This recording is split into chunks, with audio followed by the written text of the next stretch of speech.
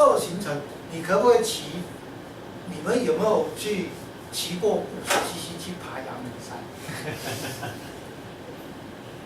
但是如果说你骑的125、150，可不可以飙阳明山？对吧？那条路叫养德大道，对不对？啊，可以飙得上去，对吧？但是我杂话可能就上不去，啊，为什么上不去？它扭力不够，啊，扭力没有那么大，啊，这2行程跟4行程很大的差别是扭力输出会比较，那什么，会不一样啊，不一样啊。为什么呢？你想想看嘛，如果都一样的话，我问你一个问题，那我用2行程引教，我为什么用4行程引教？为什么飞机啊？啊，是因为飞机关系吗？哦，飞机啊，不是，那是另外一回事。因为2行程有没有？它没有那个机油箱，它是直接把机油打在气囊里，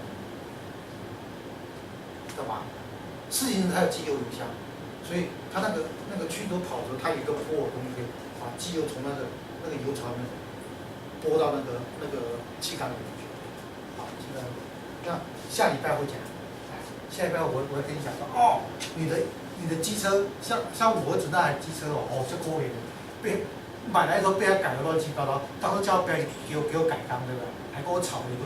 到时候改了以后，一台车买不到1年，他挂了，为什么？会吃机油，会吃机油啊，会吃机油。为什么吃机油？啊，你缸改大了，你活塞那个帐圈没有改大有屁用啊？是不是？是不是吗？啊，所以摩托车不要乱改，知道吗？哦，好。这个就是它最简单的是什么？就是进气、压缩、动力阶段，还有排气阶段。那火塞是一直往上爬，啊，一直上下来回跑，啊，上下来回跑。那至于如何上下来回跑，我们下个礼拜再跟各位介绍。好，那什么叫外燃机呢？外燃机就是讲用锅炉产生蒸汽以后，这样用蒸汽来什么来做功啊？那外燃机最典型例子就是看到蒸汽火车，各位你们这个年代没有看过蒸汽火车，对不对？因为你们生在高铁的时代，啊，老师，我小时候没有，我以前我的故乡在内湾，以前内湾县要跑蒸汽火车，我还小的时候，大概国中、国小那这个时候，啊，你知道蒸汽火车是什么特性？啊，它会冒2种烟。一个是烧煤的黑烟，一个是什么？一个是蒸汽的烟。你看蒸汽火车跑是不是整个是白茫茫的啊？对不对？哎，你知道过隧道会变什么样子？啊？不知道是不是？我告诉你，进隧道之前你的衣服是这样，出隧道以后你衣服是这样，然后呢，还有一个什么东西？敲五指人丹，好不好？为什么？因为那个他排了气，然后从隧道里面没有排出来，他就挤到那个客舱里面去，啊，客舱，所以坐窗户旁边的嘛，白人变黑人，啊，那坐靠走道是黑人变白人，啊，黑人变白，啊，这很好玩，这是那个外燃机的特性干嘛？你看，那个蒸汽火车有没有？一个是开火车的，你知道后面还有一个那种妈收妹，穿衣服在那里铲煤。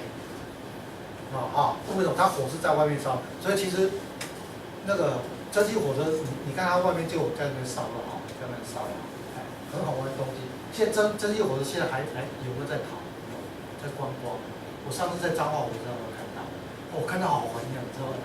因为以前小时候看那个蒸汽火车，你知道如果知道火车来了吗？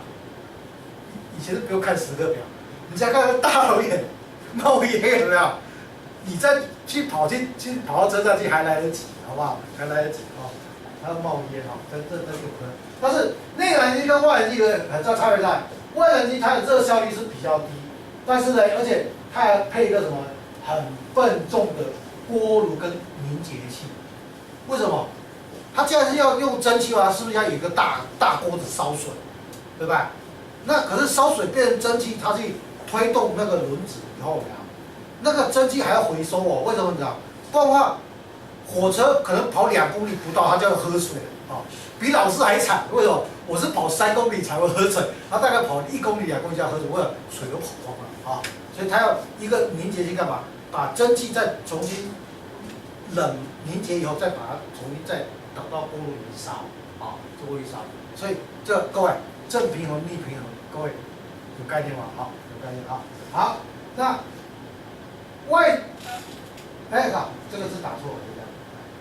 这是老师的错。然后内燃机有什么特色呢？它燃烧效率高，而且它结构比较贴，所以你看各位，你们摩托车是不是很小台？小可爱，对吧？好，小可爱，为什么？因为它是在里面燃烧。所以说它不需要带个大锅炉。各位，你们有没有看到你们50吸起来，后面还载个大锅炉？没有啊？没有啊，这是它的特性啊。所以内燃机跟外燃机那什么，它差别在哪里？各位可以记一下，可以记一下啊，记一下啊。好，那我们讲的涡轮引擎跟你们开车里面讲涡轮引擎是不一样的哦。飞机的涡轮引擎跟你们车子不一样，因为你们车子那个涡轮引擎叫做涡轮增压，啊，英文叫什么？叫做 supercharge， 好不好？啊，可是你们都叫 turbo， 对不对？啊 ，supercharge 是那个机械增压，对对，turbocharge 才是涡轮增压。对对对对，是一个是强制进气，一个是强制排气。前面不是讲吗？影响飞机的推力，其中有一个东西。其实影响机械的那个机械引擎的推力，有一个东西就是进气压力，对吧？但是车子的涡轮增压里面来讲的话，它不适合去跑短途，所以它不适合台湾。你想想看嘛，我现在机械带动对吧？好会压力好会带上来，对吧？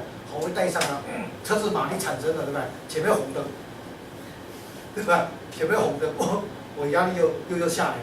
那等到说我压力再上来，准备要去送给那个谁，送给进气口，让他那种有很强的爆发力之后呢，又一个红灯，对吧？啊，不然干嘛跑高速公路的，跑2公里的时候，一个车屁股出现了，我要降速了啊！所以那谁，各位要有概念哈。所以说你要是有钱的话，那谁去买涡轮增压引擎的话，还不如去买一台飞机来玩啊，买台飞机来玩啊。那飞机用的时候用的是这种叶轮式的压缩机啊，压缩机。这个叫做我们英文叫 gas turbine， 就是所谓的燃气涡轮，跟你们车子讲的涡轮是不一样的东西，不一样的东西啊，这我们要记住啊。飞机的那个活塞引擎有没有？它就是涡轮增压，知道吗？涡轮增压，因为飞机引擎前面我上堂课不是讲吗？飞机跟汽车还有一个很大差别啊，汽车是加了速以后就要减速。对吧？这飞机是这样，它原本是固定在那边，固定在，所以说它就可以用涡轮增压，用涡轮增压，去增加它的引擎效率，所以这个大家有个概念。下礼拜我们上引擎的时候，他说，哦，原来是这个样子，所以说你说修飞机那个引擎那个活塞引擎对吧？跟汽车的活塞引擎它差别在哪里？实际上也是会有差，也是会有差。因为它的操作是不一样的，操作不一样。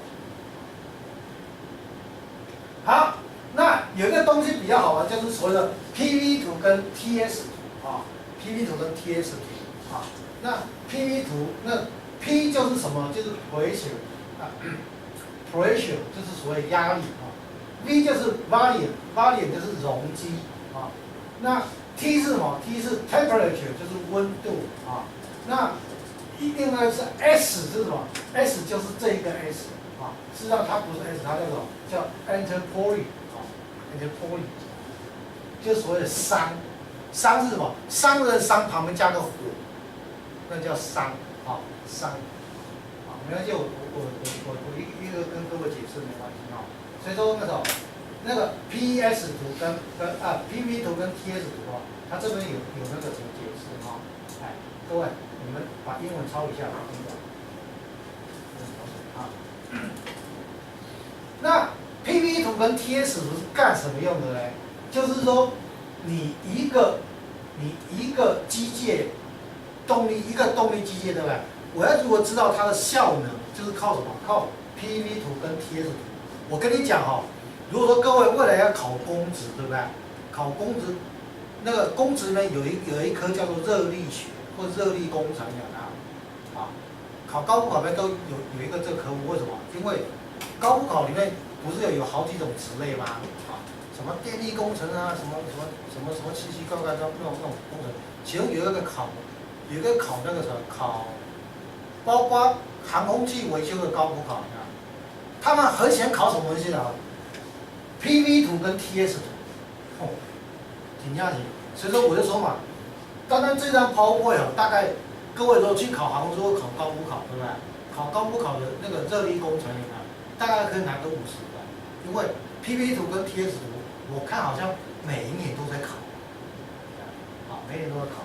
但是它的功能是干嘛？是要检视什么东西？检视热力学的热力循环，然后帮助我们了解什么东西？一个动力机械引擎的干嘛？它的热力的效率。好，所以 PV 图跟 TS 图很重要啊。那我们冰箱用的是什么？用的是卡诺循环。那我们的活塞引擎呢？用的是什么？用的是奥图循环。这个奥图循环的，就是啊那个活塞引擎，各位记一下哈。冰箱用的是什么？用的是卡诺循环。啊，因为它冷热排好气嘛，对吧？好，卡诺循环。那活塞引擎它用什么？用的是奥图循环。那燃气涡轮引擎呢，就是我们讲那个什么，就是飞机那个喷射机有没有？飞机那种燃气涡轮引擎，它叫做奥图循环，啊，奥图循环。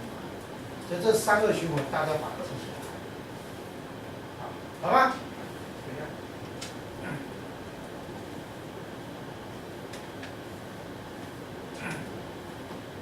这个就是奥图，不是，活塞引擎，它是奥图循环，但是这是烧汽油的哦，柴油不是哦，啊，好不好？柴油叫 diesel cycle， 就是所谓迪塞尔循环，不一样。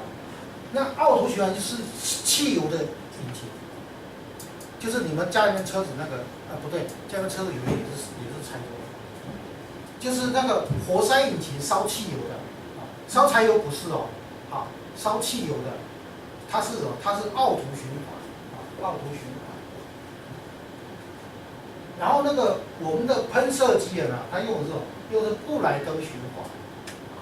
那这两个差别在哪？后面跟各位解释啊。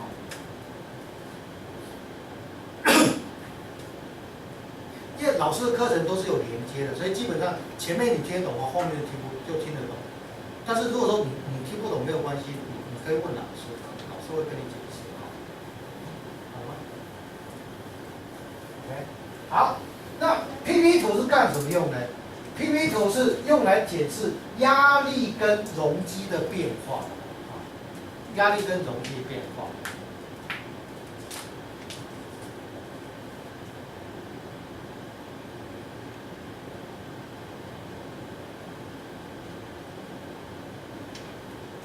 那 TS 图是干什么用的？TS 图它是用来干嘛？是在那个燃烧的过程里面，你在检查什么东西？温度的变化跟什么？跟比山，这一个比山，对吧？这个商人旁边加个火，对不对？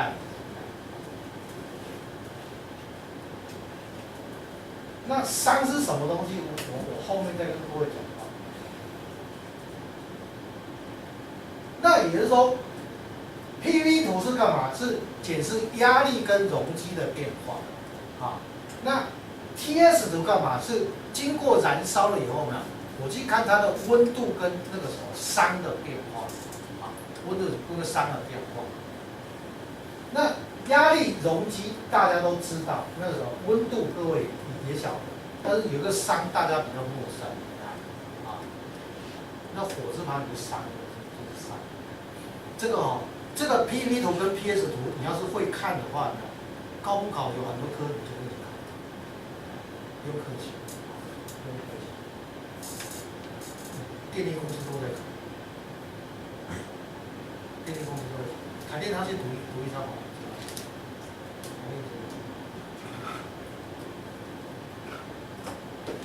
这个真的学飞机修护还可以去考。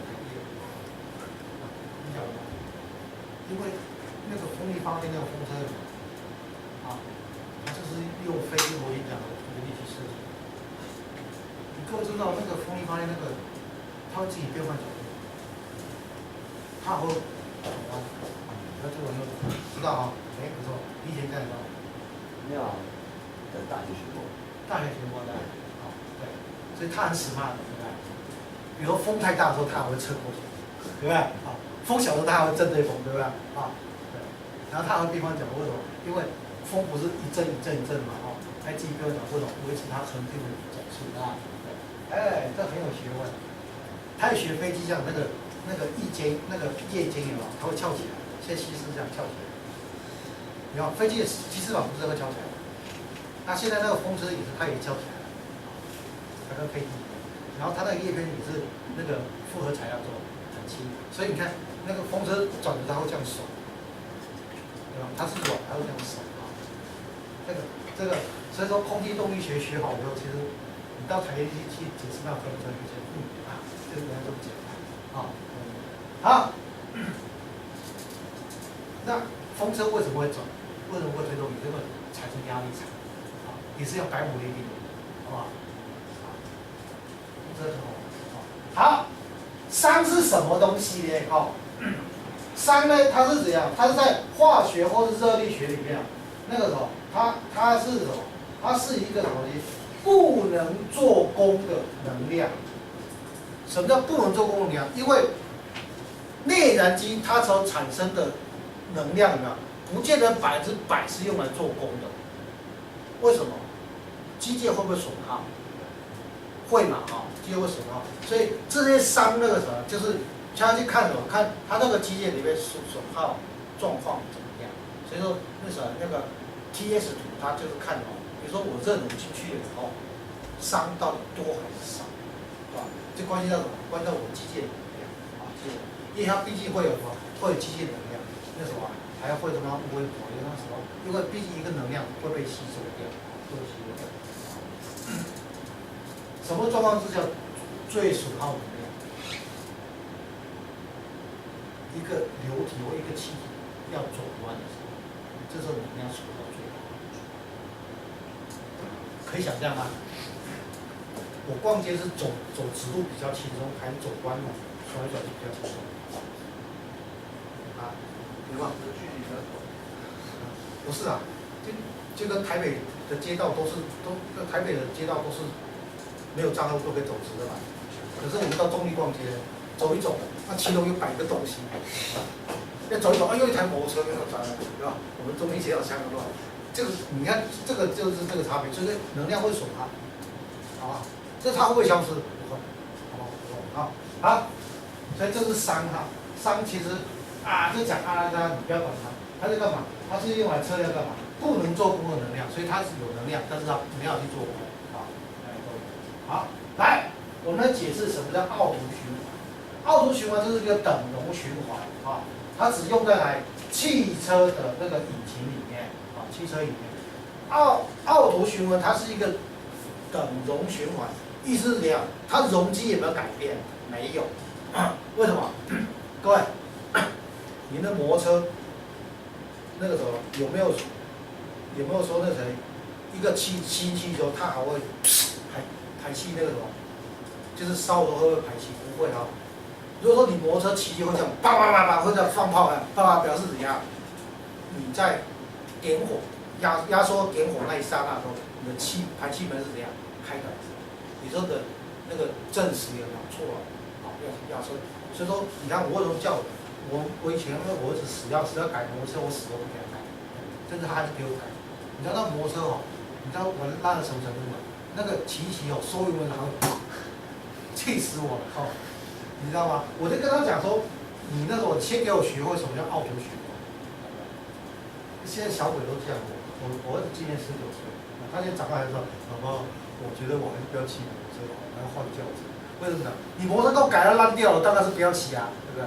啊，这是奥图循环，两个逻辑。第一个，它是等容循环，它容积没有改变，啊，没有改变，因为它燃烧的时候，进气门跟排气门两只关起来了，啊，才燃烧，好，所以它容积没有改变，就是它在容积没有改变之中状态下燃烧，啊，这是第一个。第二个，它只用在汽油引擎。各位知道汽油引擎跟柴油引擎差别在哪里？有一个很大的差别，柴油引擎没有火星塞，它是用压缩的，柴油引擎是用压缩的，所以柴油引擎要温车，知道吗？你们家轿车有没有说柴油引擎不温车？不温车跑起来那种没力，对吧？你们没用柴油引擎，不错，那表示各位都很有钱。可知道有人买柴油引擎目的是为什么？省钱啊，不是省油省钱啊，柴油比较便宜啊。柴油比较便宜，汽油比较贵啊。现在没有别的。是哦，所以那还是骑电动车好了，好，所以说那个谁，奥图循环它是这样的啊。那所以说它一样也是一样，它会有时候进气、压缩、动力阶段还有排气阶段啊，这是跑不掉的东西啊，跑不掉的东西啊。那当然活塞会上架，下礼拜我们再来讲啊。好。那这个是奥图循环一个 PV 图啊 ，PV 图啊 ，PV 图啊。那我们有什么东西？我的零忘记写了，零是在这个位置，然后有个1、2、3、4，也是它做4个步骤。为什么做4个步骤？内燃机我不是讲吗？内燃机是不是永远要做4个动作，对吧？进气、压缩、动力、排气啊，排气啊。那所以说那个谁？当一个活塞它要进气阶段的时候，它会从这一边绿色这边呢跑到这一边，跑到1的位置，这是进气的阶段啊。那1到2呢，这是压缩，压缩各位你看是不是容积怎样？本来是到这里对不对？压过来，容积怎样？被压缩，空气被压缩了，它会释放热出来，很难解释对不对？好。来解释对不对？我告诉你，空气被压缩空气被压缩的时候，它会那个容积会变小，它会把热量释放出来。一个很简单的那个解释方法就是，你们家那个有没有瓦斯桶？瓦斯桶摇起来里面是不是液体？你看它摸起来是冷还是热？冷的对吧？而且不管它怎么晒太阳，它都冷。啊，这个就是它经过压缩的，它会释放热量出来，所以它是冷，它是冷，啊，它是冷，好，那你等到你从刚刚讲是从1到2是压缩，对不对？那2到3的时候是怎样？是它在燃烧，就点火的时候呢，怎样？各位。刚刚容积对不对？从这边被压缩到这边以后没有？那接下来它燃烧的时候是，你看就是这样垂直，对吧？往上跑，这时候被燃烧对不对？被燃烧的时候压力往上跑，可是各位容积有没有往上跑？没有变对吧？这是奥图循环这样等容循环，它容积没有变，没有变就是要燃烧，懂吗？所以说，你看这个图的变成看了图放弃。我告诉你，很多人考试的时候就是看到这张图的时候放弃。记住，你只要会看什么？你知道？进气、压缩，顺序是这样：进气、压缩、动力或燃烧的，这叫排气。1、2、3、4，对吧？你只要看2跟3的位置就可以了。等一下，我们去看那个奥图循环跟那个布莱登循环差别在哪里啊？所以你看，它是容积没有变状况下，燃烧以后它的压力是往上跑，它是容积没有变，有没有？这垂直线你看没有变哈，对吧？然后排气的时候呢，3到4的时候呢，怎样？容积怎样？迅速干嘛？你知道？膨胀，对吧？膨胀了以后呢，它的压力怎样？往下跑。是容积就是一直增加，所以说波义的定律告诉你啥？压力跟容积是讲成相反，啊，压力越大的时候容积越小，压力越小的时候容积越大，啊，就是为什么说以前人家常问我啊，我们偷偷讲秘密料，我们小声讲，各位知道坐飞机很容易放屁，不知道啊？我告诉你。因为你没有常坐飞机，坐飞机的人很容易放屁，尤其是机组。为什么你知道吗？我不是讲吗？压力会因为你的高度越高，压力越小，对吧？我不是说身体有负压吗？对吧？可是外在的压力变小之后，身体负压会不会变大？变大的时候，你的胸腔的腹腔就会，好吧？所以在空中的时候，你看小姐特别漂亮，因为负压的关系，相对的，你肚子里面的肠里面的空气有没有会膨胀？好，会膨胀。一波一点定律是这样，会膨胀，会膨胀之后就会放屁，懂吗？坐飞机还是放屁，但是那屁绝对不是臭的，因为只是排空气，懂吗？就是为什么说唐餐不能用高纤呢？因为你基本上就很容易放屁，高纤很容易增加你的肠胃蠕动，对吧？高纤嘛，因为比较硬，对不对？肠胃蠕动是肠蠕动越快的话，越容易放屁。好，不相信的话，你去喝那 LP33，你试试看。LP33就是让你肠胃蠕动，小姐很爱喝，为什么？想说可以减肥，对吧？它增加你肠胃蠕动，肠胃蠕动的时候就很容易放屁。但是如果说增加说你的身体那个负压以及那种分子膨胀的时候，你就很容易放屁。所以这是为什么坐飞机很放屁，好吧？老师偷偷告诉你，1、2、3、4、5，只有你们5个不知道，知道吗？以后经济航空公司去的时候，人家说，哎，奇怪，为什么我坐飞机很放屁？啊，就是因为这个原因，好吗？啊，我比较敏感，因为我以前在空中飞15年，我现在从这边开车到阿里山，对吧？我要一路放。因为我肚子比较敏感，真的，也不是我肠胃不好，因为肠胃太好，所以什么都快，所以我真的是一路放，我不骗你，对吧？以前我老婆常骂我，你干脆别去考完证，为什么上山根本就窗户不能开，不能关，你知道吧？一直在放。好，所以说这个是 PV 图，它是这样啊 ，PV 图。好，那 TS 图也是一样哈，好 ，TS 图也是一样，就是说你那个什么。你那个在进去这个阶段的时候呢，进去这个阶段，然后怎样？温度上升，这个熵有没有减少？啊，横轴是熵熵有没有减少？没有减少，对不对？没有减少。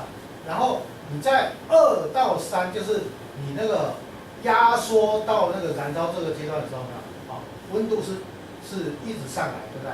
那你的相对怎样？你的熵也会增加。啊，熵也会增加，为什么熵会增加？你在烧的时候，那个谁，你要不要去推动很多机器？那时候它就会损耗，好吧？就会损耗，好，那你在3到4的时候呢，温度下降，对，好，排气阶段温度下降的时候呢，你的熵是不会改变。因为那时候已经做完工了，懂吗？所以你在排的时候，熵没有变。我刚不讲熵是什么东西，是不能做功的能量，是不能做功的能量，好不好？是不能做功的能量啊。所以这个各位只要记住顺序是这样：进气、压缩、燃烧、排气4个阶段，1、2、3、4，对不对？你只要看到这个图的时候，你慢慢的去把它解释出来。就是说，你进气到压缩的时候，温度上升，可是那个熵没有变。压缩，空气被压缩，它会释放热出来，因为它释放出来。所以你们飞机的空调热空气，还有空体蒸便当的热空气，就是从哪里来？因为它把空气压缩以后会放热出来，是变成空气是热的。热了以后，它把它导到哪里？导到空姐厨房，干嘛呢？去蒸便当。所以空姐厨房蒸便当很快，为什么？200多度，真的很快。所以你就觉得奇怪。我告诉你以前问我说奇怪，啊，你们飞机怎么那么厉害？为什么呢？我飞机才刚飞上去，空姐跟我讲说，我飞机起飞前说我要喝可乐，我要冰块。空姐跟我讲说没有冰块，等一下才会有冰块。结果飞机才刚起飞，过没多久说，小姐说冰块来了。她说你们是手冰箱这么厉害？我说兄弟，零下40度到50度的那个空气导进来以后，你觉得它结冰的速度快不快？很快那相对的，200多度的热空气导到那个厨房里面去，给它加热，对吧？给它加热蒸你们便当来了。事实上，你们在飞机上面吃的那个餐点都是冷冻食品，知道吗？不输 C 位，对不对？只是 C 位的用什么？用微波炉空姐用什么？用热空气导过器那种气帮你吹啊，人家很快，灰白有没有？一下大概不到5分钟，整个都热了啊！所以你看空姐拿到钱讲哦，每个都好热的，想说哇，空姐好有效率，这么快就把那个手参搞好。可是我问你一个问题，你们有没有看到空姐像你们妈妈一样？为什么？哎，抱着浑身是拿铲子在那炒菜？没有啊，啊，其实我要有概念哦，因为上完的课各位就是专家了哦，所以说基本上